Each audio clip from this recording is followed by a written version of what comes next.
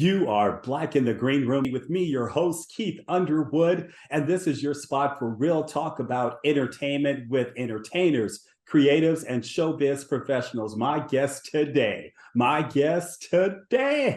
is an actor, writer, producer, and so many titles to his name. You know him from shows like The Family Business, All Rise, and All the Queen's Men. Welcome to Black in the Green Room, Christian Keys. What's up, man?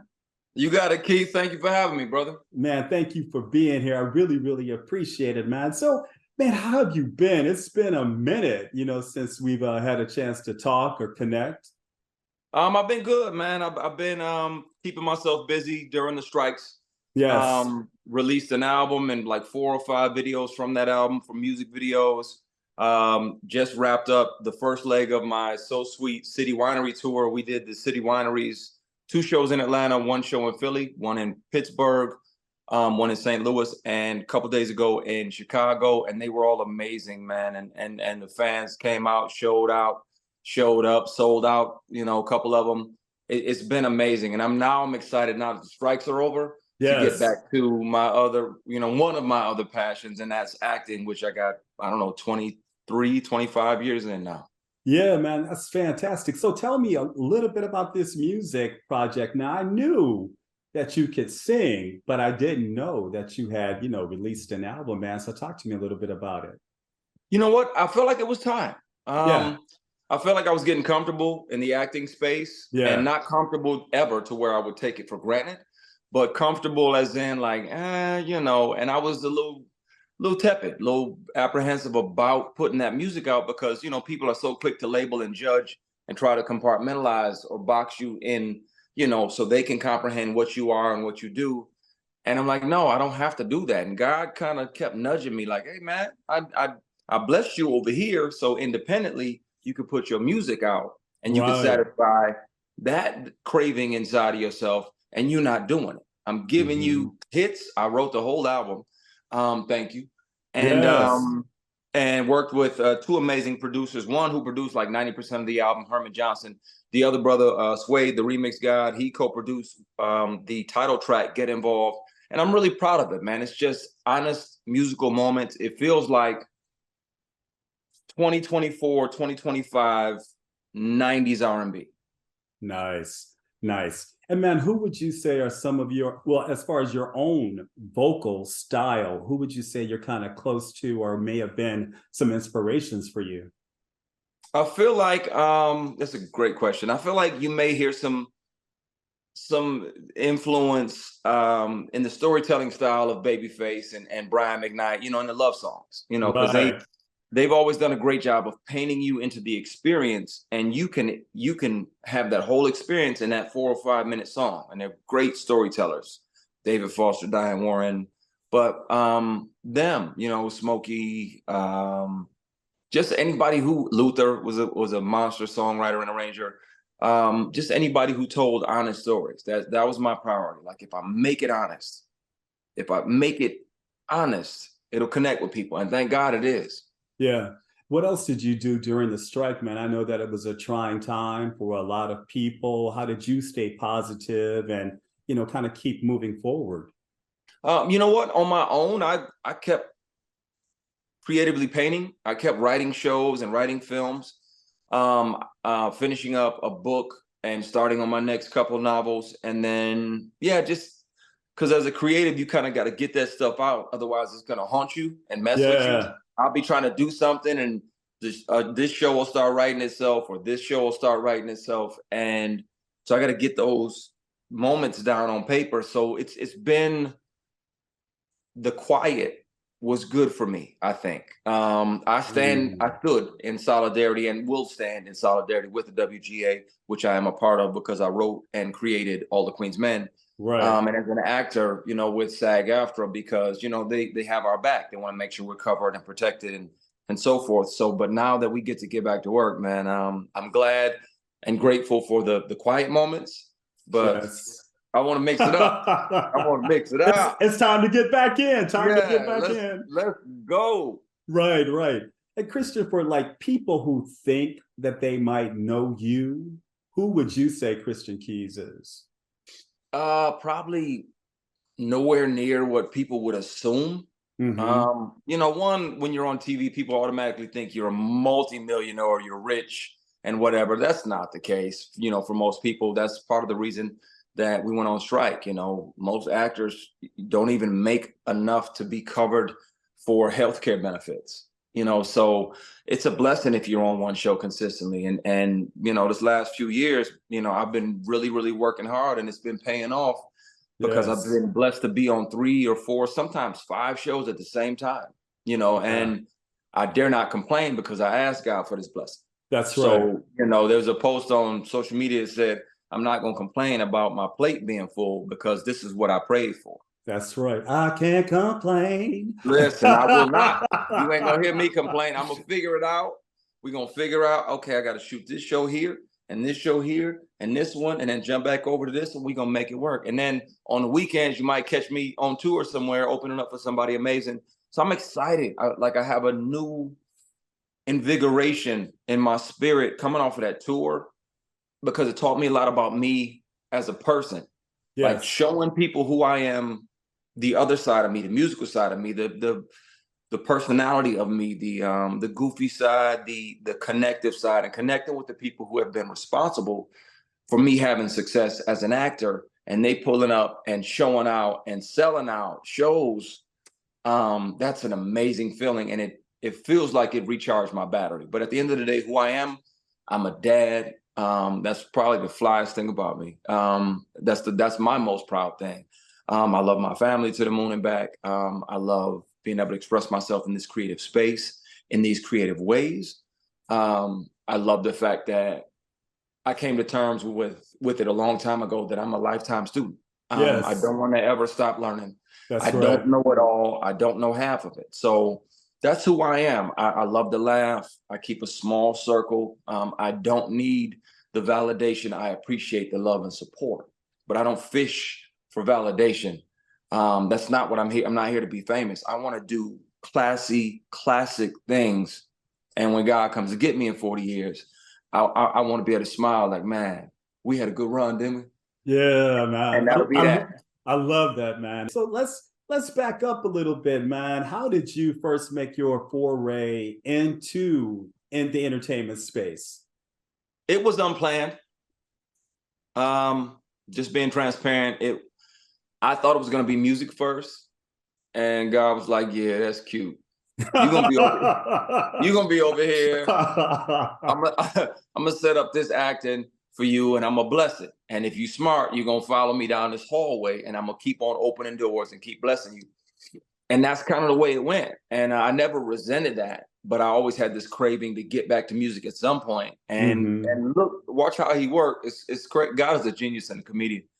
He definitely has a sense of humor. Absolutely. Now that I'm creating shows, and now that I'm in a place where my resume allows me to be taken completely serious as an actor, now I can say, okay, I'd love to do that project. You know, let's get on board. But if I'm going to do it, I also need to be able to put a piece of music in this Mm. episode or in this film. And so now I get to do both. And now I get to, you know, exercise both expressions of creativity. Right, right, right. So if you started out as a model, right? In the business? Way back, yeah. Like I haven't. It always.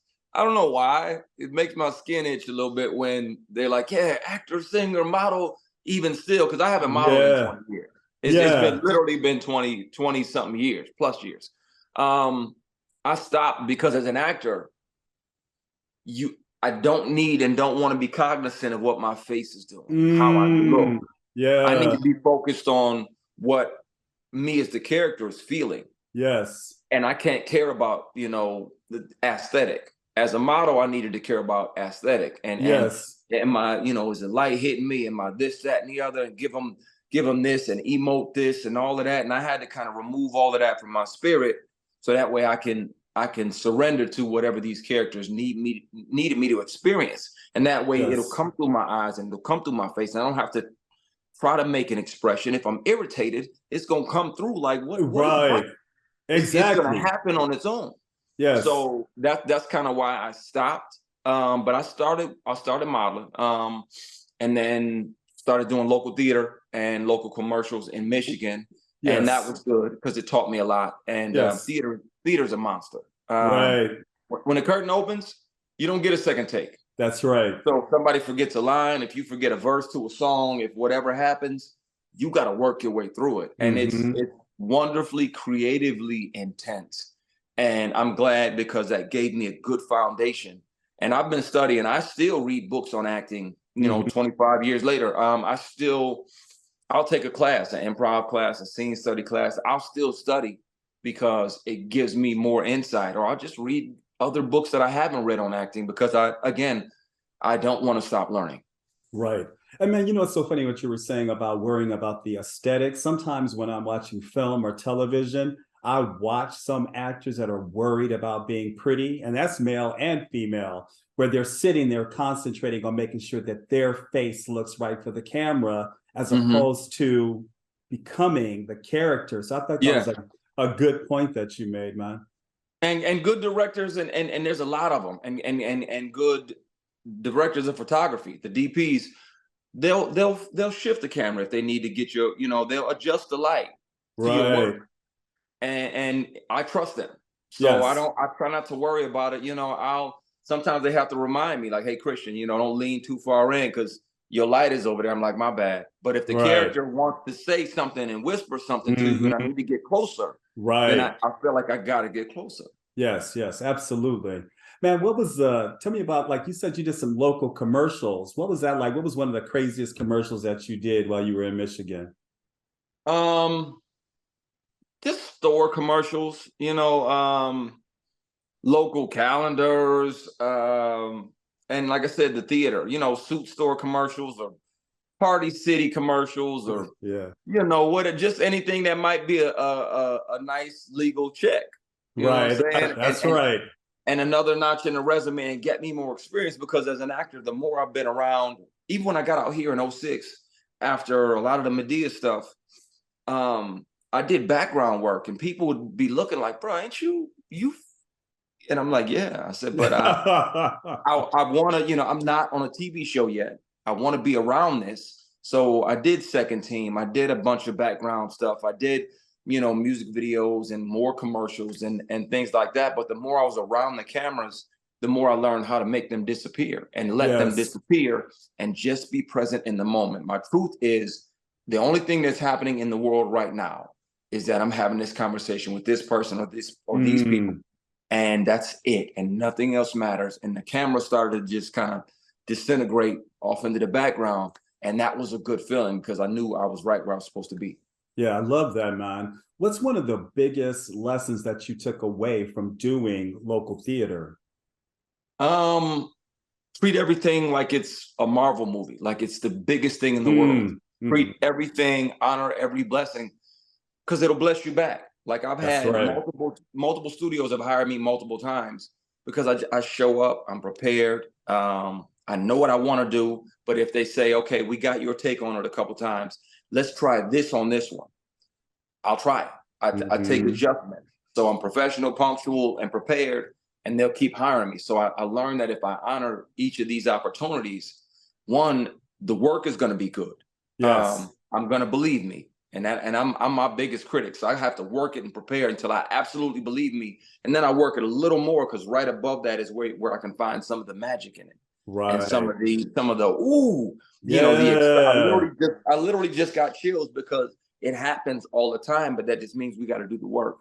So just that if you honor it and treat everything like it's Avatar, or like it's a Marvel movie, the biggest thing in the world, it'll pay its dividends. It'll earn the appreciation of the people who view it, and the people who put it together will be like, yeah, man, hey, we were right to pick him. He showed up and showed out. I want to work with him again. Right. And speaking of the theater, you really came to prominence, Tyler Perry stage plays. What was that whole experience like? Because you did, what, 2 or 3 for Tyler? I did 2, but I was actually already touring nationally before that. That's how he saw me working. We were doing a week down. We were doing a week down at the Fox Theater in Atlanta, and I had been blessed to be. This was my first lead role in a play, And he came to the show, and he told me afterwards, he was like, "Hey man, I believe you up there." Like he said, Mm, "I don't believe everybody, but I that's a believe that." fantastic compliment. Yeah, yeah, and Yes. that's part of my process. Like I said, I have to believe me when I work the scene and the characters until I'm like, okay, I believe me. I believe you as the character talking to the character. So for him to say that, that was great. And he said, hey, I'm launching Medea Goes to Jail in '05. Would you consider being one of the leads in it? And I was like, hell yeah. What do you mean? Absolutely. Right. And so we did Medea Goes to Jail for a year and a half, and then I did What's Done in the Dark until about 2008.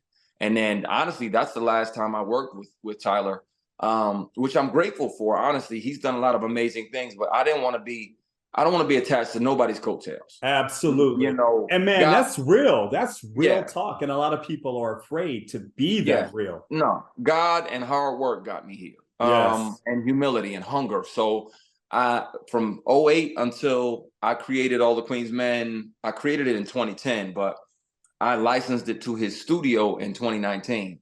And now Right. we're both executive producers on my show. So That's right.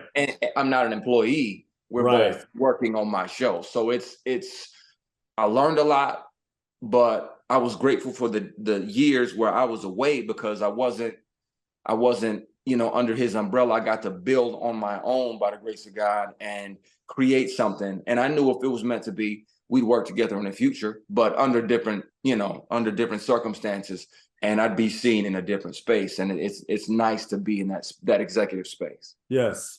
And you're one of those cats that has, like you said, been really, really blessed, to have this phenomenal film and television career. You're one of those guys that we go like, oh, that's Christian Keys. Mm-hmm. What was that journey like, moving from the theater and then moving more into film and television, and then getting to a point where you were like, okay, this is home. I'm set. You know what? It was not easy. There were some dry seasons where there wasn't a lot of work, and like that was when I was doing background 2, 3, 4 times a week, because I Wow. figured, I'm doing the math in my head. I'm like, if it's $1.25 a day and I do 4 days a week, that's $500. If I do that 4 weeks a month, that's $2,000. Yeah. And I just paid my rent, that's gas, and I got enough money to go get a couple items from the dollar store. And so I don't have to go into my savings. You know what I'm saying? Right. Because I put all my stage play money up, because I knew I wanted to make that jump into TV and film. So I was grinding, but I wasn't, and I was in class the whole time during those slow seasons. And then some of the work, just being transparent, some of it came with inappropriate proposals attached to it. And I don't want to work bad enough to where I'm gonna sell my soul or any body Mhm. parts. I don't care how big the name is or how big the project is. And I had to walk away from a lot of stuff that didn't serve Yes. me or that would have cost me my integrity. And I'm grateful God built me strong enough. I went through enough hell when I was young to where when I was dropped in the fire as a grown man, I Yes. decided to take the scenic route because that way I could carry my integrity with me. Sometimes those shortcuts will cost you. Yeah, man. I just really appreciate that testimony right there, because a lot of people don't understand that. Or we have a lot of people who are in the industry that are afraid to talk about that. Mhm. What advice do you give to someone that's hungry, man? And you know what it's like. What advice do you give to someone that's hungry about maintaining their integrity and what they consider to be their morals? I'd say, make sure your relationship with God is good. I say stay strong in your faith. I yelled at him, and I'm sorry. I cussed at him once or twice during that spell. I almost quit because I was frustrated. I'm like, God, you see me. I'm in class. I ain't out here clubbing every night, blowing money that I don't have. I'm being responsible. I'm taking care of my son. I'm helping my son's mom out, even though we ain't together. I made sure she got a running car. I make sure she got her rents paid, and I take care of my son's clothing, insurance, whatever he needs. I'm doing everything, and not because the state said so, because Mhm. I didn't have a dad around growing up, and I, Yes. I wanted to be everything that I didn't have for him. So I'm like, you see what I'm doing? Why aren't you blessing me? And sometimes he will just sit back and see if you crumble. He did it to Job. Mhm. He does it to a lot of us. That's And I right. feel like that was my Job season where he was like, what you gonna do? You Mm. gonna fold? You gonna take the impropriety and the easy way out? Or are you gonna wait on me and trust that I'm gonna do it? And sure enough, right after I got past that curve of where I wanted to quit, I started working. I booked my first lead as an actor in a movie. Perfect combination. I think that was like 2009, 2010. I started booking more guest stars on more shows, and people were like, "Hey, he, Yeah. I believe him." And Yes. then it just kept rolling, and I was still in class. I would Yeah. take auditioning classes, scene study, improv, groundlings, and I was still reading books. The University of Barnes and Noble is undefeated.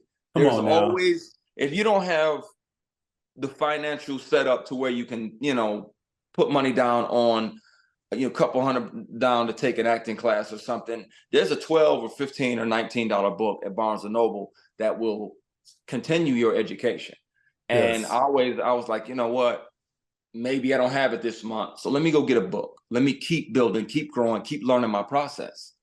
And that was the best thing ever. And I'm grateful for that season because not only did it show him who I am, and it showed me. Yes. You look back and I can shave in the morning because I didn't sell my soul, and there's no shame and guilt Mm. waiting for me. And I like my shave in the morning. Come on I like now. I like that good shave. Right, right, So, right. it taught me a lot about me, who I am, and just it fortified my gratitude for even the hardships in my life. It made me more grateful because it gave me some concrete foundation in my bone marrow. It gave me that. And so I was grateful for those slow seasons. And when it started picking up, I continued to stay humble, stayed in class, continued to honor the blessings of each opportunity and treat it like it's the biggest thing in the world, because to me it was. Like sometimes some jobs, some projects, it'll only be like 1 or 2 episodes you're supposed to be in. Right. And you show up and do a great job, have some audacity, have some fun, be personable, be professional. They'll pull you aside like, hey, can we keep you? Like, Yes. can we write more for your character? Because we like you around here. I'm like, hey, Yeah. okay. That's right. So And so that's it good, Christian. That's good for aspirants to yeah, know when they come on to set, how they should conduct themselves when yes. they're on set. You're not entitled to people worshiping you on set. You are blessed to be there. I'll be in between the trailers. Then I get caught all the time celebrating and dancing because the 12-year-old kid in me that was, going back into foster care after a terrible adoption, after child abuse and all this other stuff, that kid can't believe that I'm here right now. Mm-hmm. And so I let him celebrate those moments with me. And when we're in those spaces, you always honor it. You always be humble, communicate your needs respectfully. You treat the makeup artists and the PAs like you would the CEO of the studio. That's the move. That's the recipe. Yes, man. Man, so let's talk a little bit more about writer, producer Christian Keys. But I'm going to Mm-hmm. start off with this, man. Like you were saying, like we were saying, there's nowhere where you can't turn and see Christian Keys, man. Just briefly, tell me some of the projects that you worked on and how you were able to juggle doing multiple projects at one time. Okay. Oh my goodness. And during that season where God was just like, you know what, I'm gonna park the blessing truck outside your house. Yes. Um, my son said something funny to me, but it let me know that between myself, his mom, and God, that we did a good job. Because I Yes. told him, he knew I was already on like 2 or 3 shows, and I told him, I was like, "Hey, buddy, I booked something else today." He's like, "Another show?" He said, "God is just showing off now," Come and on. but that let me know that he understands where everything comes from. Like I'm not Yes. going, I don't carry my Bible around in my pocket. I'm not gonna beat you over the head with it, but I'm not gonna miss an opportunity to remind folk where this comes from. I know where my Yes. blessings come from. So I think, you know what, just as a writer, as a producer, wanting to create some things. And then some of that came out of the frustration of having to wait for other people to hire me on their Mm. project. Mm-hmm. But I've been writing since foster care. The only consistent thing in a lot of those foster homes was paper and pencil. So if I was in a really bad foster home, or really that first adoptive home, and I'm, I got to stay in my room for 2 or 3 days straight, only get out to use the bathroom, I'm in there writing. I'm writing myself into a place, into a home, into a world where it's not as bad as what I'm experiencing at the moment. So I've been writing for a long time. So I think necessity became a tool and a weapon, a creative weapon, so to speak. And I leaned into the writing. I wrote my second script in '07, and that ended up being a movie called Note to Self, which came out in like 2012. What was Note to Self on? I want to say it's probably on Amazon Prime or Apple TV or something like that.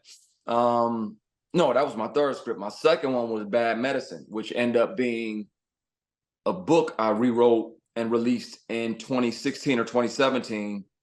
And that, I turned that into a TV show, and I'm pitching that right now as well. I got a production company that is interested in that as well. So just wanting to create some things for myself, some vehicles for myself. And of course, early on, if I wrote it, I had to be the lead in everything, right? Right. As you mature, you understand that you can't be in everything. That's and right. now, I understand the value of, okay, if we can get these 4 amazing people and I can be the 5th biggest actor in this, that's a blessing. Mm-hmm. It's still my story. I still built it. I'm still creating opportunities for actors, writers, PAs, sound people, wardrobe people, you name it.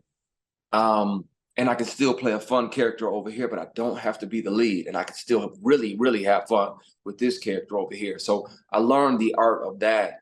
Yeah. With all the notes. And I like I said, and Christian, that's some strong advice for actors, because as being a long-term publicist, I have seen that for actors who are transitioning into being creatives, that you don't always have to be the lead. You have to look at it like you just said. It's your project. It's your vision. And then it's also a platform to give others opportunities. Bingo. And that's the fun part. Like every season that we shoot of All the Queen's Men, we're creating 150 or 200 jobs. That's right. That's 150 people taking home a check for 16 or 20 episodes. That's wonderful. And that's one of my favorite parts, because that's a lot of Black and brown people that might not be working. That's right. Or they might be working, but they might not be working on what they want to be working on. They might not be working on their passion and on the craft that they love. So I love that part of it. And that's always been important. And when you learn like that, it's like, okay, I will save, like when Bad Medicine comes out, that will be me. Unless Denzel wants to do it. You know what I'm saying? But other than that, you got to bow down to Uncle Denz. That's Unc right there. That's right. But unless it's somebody like that, then I'll move over to the second actor on it. But I'm gonna save that one for me. But the other ones, I don't have to be. I can be the guy who's bagging the groceries in the grocery store. I can own that grocery store in the film or in the TV show, and still have some fun and still be connected, and responsibly and financially. I'm still financially blessed to create it, and I'm still financially blessed as an actor over here on this side. So putting ego aside, studios and networks won't fight you if you're that 4th or 5th actor so much, because they know, okay, boom, we already got our heavy 3 or 4. Yeah, Christian's gonna crush that anyway. So let him have that. Let's pick this up. Let's go get these 4, and let's go make something amazing. That's right. That's right. All the Queen's Men, or Ladies' Night, which was the original title of the book. What was the inspiration behind the story? Honestly, I had heard the buzz about them making Magic Mike.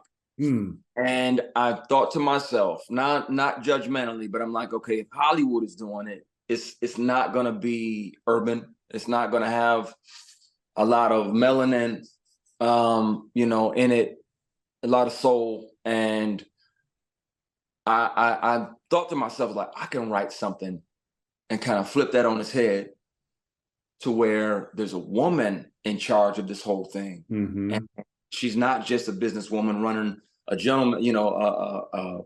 strip club for men. but she's also like a bit of a gangster. You know, she's a Yeah. bit of a goon, and like she's not somebody you want to cross because you could get buried out back behind her club. Right.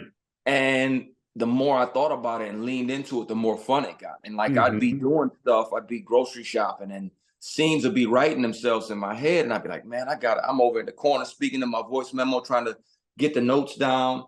And it just really started building and it thrilled me. So I kept adding, more and more characters. And one thing I learned from Ashandra Rhimes' master class, her master writing class, she said, take half the characters that you plan on making men and make them women, but build them as strong and as layered and as messy Mm. and as wonderful as the men, and watch what it does to your writing. And I was like, man. And I hadn't taken her master class then, but that's what I did in that space. I Yes. built all the female characters in Ladies Night / All the Queen's Men to be as powerful and layered and intricate as the male characters. And it really, then I had to go back and adjust the males, the Hmm. guys in there. I'm like, oh no, Level everybody, up. yeah, now we Yes. gotta level up. So I see what she meant. And so I apply that to everything that I'm doing now. I make sure, the female characters in anything that I create aren't just there for eye candy. That's right. And not just, stand there and be pretty. No, I don't. No, you have purpose or you're not there. That's right. So, Christian, let's talk about the casting process. Mhm. Eva Marcille, who does a fantastic job with the role. How did she wind up there? First of all, she's killing it, literally. Yes. Uh, literally and figuratively. Right. She was on a very short list of people we were thinking that could pull it off with the drama, the wit, the strength, the poise, the beauty. In my mind, when I was writing it, Madam was always like, I don't know if you've seen the show Queen of the South, Oh, yeah. but she was like Rihanna meets Queen of the South. Like Right. Queen of the South was she had that gangster thing, but Rihanna, if she walks in a room, you're like, good Lord, yes, ma'am. Yeah. What do you need? What do you need? Just that stunning, grab you and take your breath away kind of a thing. But she will literally take your breath away. And Eva she was a perfect fit. We've been cool since Note to Self, the movie I told you about. Hmm. And she was my love interest in that. And she was professional, punctual. She honored it. And I'm like, yo, Eva would be great for this. And Michelle Sneed, Elon Johnson, Deandra Short, the scripted department over at TPS, Tyler Perry Studios, they agreed. And so we offered it to her, had to get her on some tape, I think. And she was amazing. It was a no-brainer. And then she hit me. She was like, hey, I'm looking over this. And it says Steve Keys. Like my keys, my boy keys. Yeah. I said, excuse me, is this Madam calling? And and that was that. So to see her thrive in this space, she was built and born for a lot of things, but this is one of them. Yeah. Matt, briefly, there are a lot of actors who are actual strippers or were actual strippers, exotic dancers that are part of the cast. Was that intentional? I think so. I think we had a couple conversations because you either do one of two things. You either hire some incredible actors and try to teach them how to operate in that space and command that moment, or you get some charming actual dancers who've been in that space 1,000 times and you coach them on the acting side. And if they got the personality and can take the adjustments acting wise, chops wise, and they have the charisma, then let's go with that, because that way we don't have to teach them. All we have to do is bring in a cold choreographer, and we don't even have to really worry about that a whole lot. So Yes. we went that route, and I think you guys were better off for it. Yeah. So you were telling me a little bit more about the casting process of the dancers. Yeah.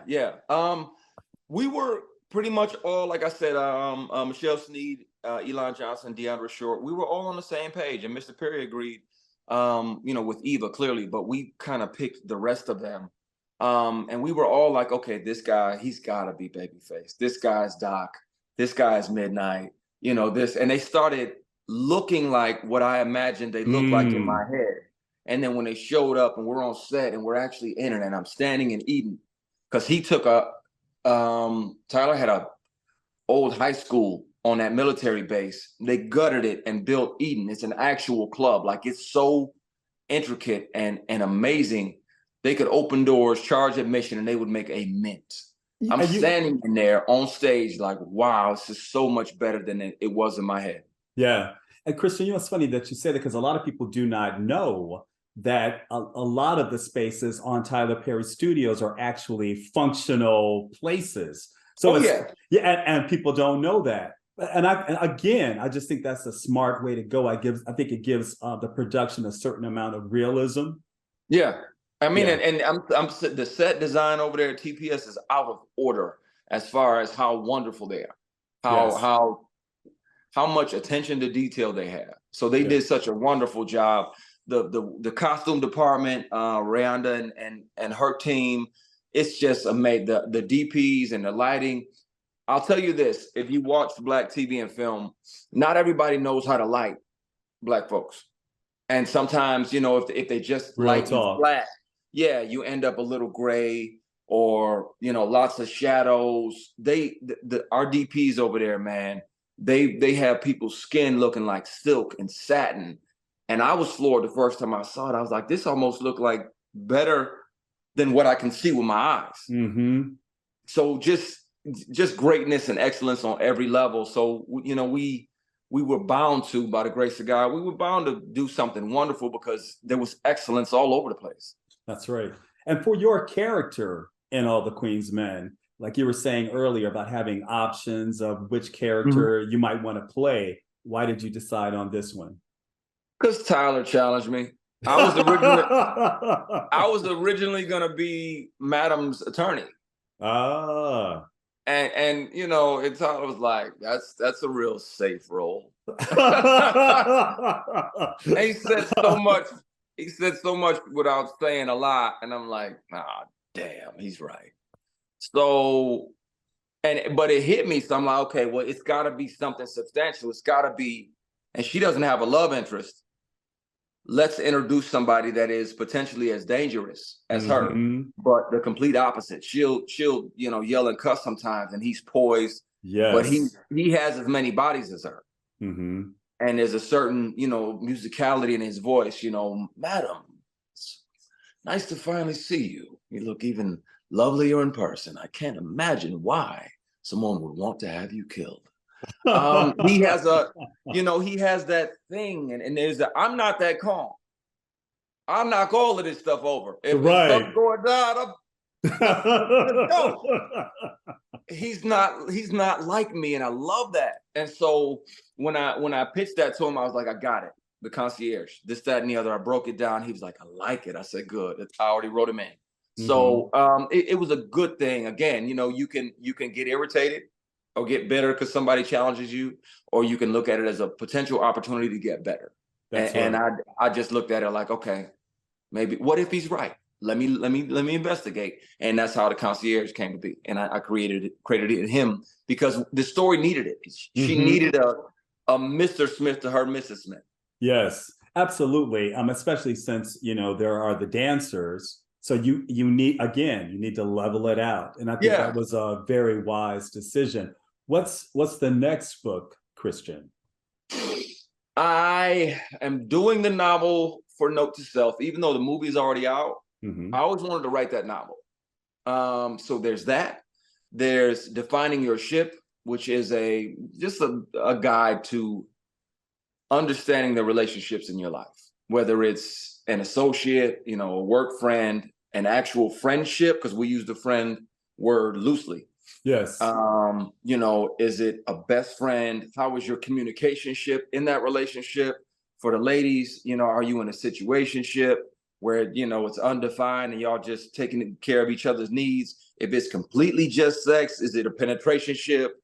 Are you on a battleship? Are you always butting heads and the only time y'all get along is in the bedroom?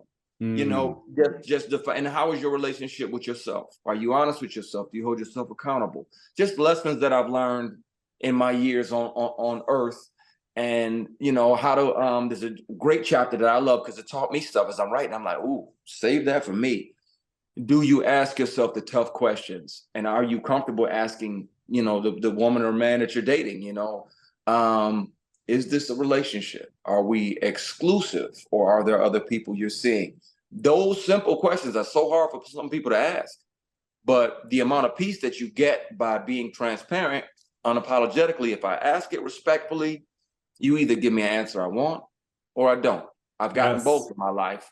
And I think, it's a conversation starter, and it'll teach people a lot of the ways that they can get out of their own way, and they can understand, okay, if this is not my friend, this is somebody I know that I'm cool with, or this is an associate, then don't expect friend or best friend benefits out of this associate. Don't expect this family member, that relationship. Don't expect family benefits out of this associate. They're just an associate. They're going to be polite. You can only trust them with so much. Don't give them, only so much rope to hang you with. So it's just, it hit me one day, and I was going through all the ships. The championship, is this a championship? Is this, to use the NBA ring analogy, is this somebody you can see going the distance with the ring, and building your world around them and building your world with them? Yes. Are you in a championship caliber relationship? So we define all the ships, and there's some great subcategories, and it's just a great observation of humanity and relationship life. And I love that one. And then my third one, my last one out of these three will be Spare the Rod. It's my story of going through foster care, the child abuse, being adopted twice. And it's ultimately a story of victory. At the end of that, I end up being a father. My son's in the Army. He's one of my heroes. He's amazing. Yes. Great kid. He's great young man. He's sarcastic and funny. He loves using my sayings back on me now. So it's a story of victory. But people ask me about it, like, can you please write that so I can read that? Because I want to know. Like, I've discussed it mildly like this, but I've never went into detail. There's so much. I was a professional runaway by like 9 or 10.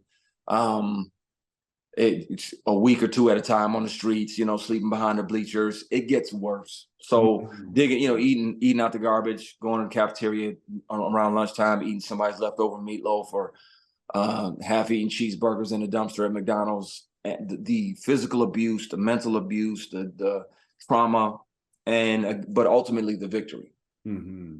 Yeah. What's next for Christian Keys? What you working on now, man? We are about to set it off with season 5 of The Family Business. The first four seasons just hit Netflix.